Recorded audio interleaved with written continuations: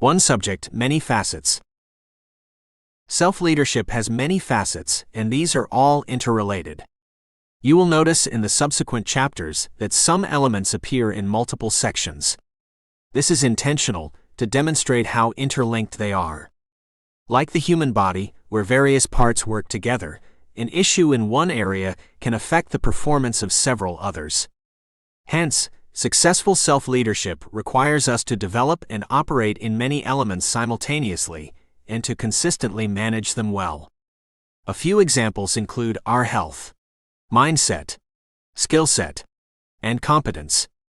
Therefore, to really maximize your life, it stands to reason that these elements should be prioritized. If we just try to focus on developing one area while neglecting others, we get out of balance. Just imagine the imbalance of developing one bicep and ignoring the other. It would draw attention for the wrong reason. Hence, the scope of this book covers key factors involved in successful self-leadership.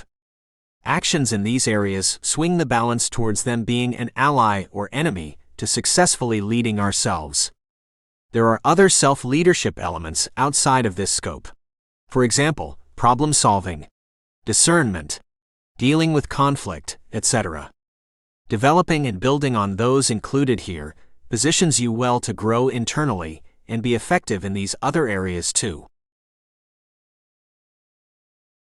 The most successful leaders are committed to ongoing personal development. The moment we stop growing and learning as individuals, we stagnate and start to regress, because the world is constantly changing and moving forward. I am always looking to expand my knowledge in areas of personal interest, competence, and necessity, because gaining understanding will give me an edge. My aim is not to gain an advantage over others, but to optimize my life and lead better. You are your biggest asset, but you could also be your biggest liability. How well do you know yourself?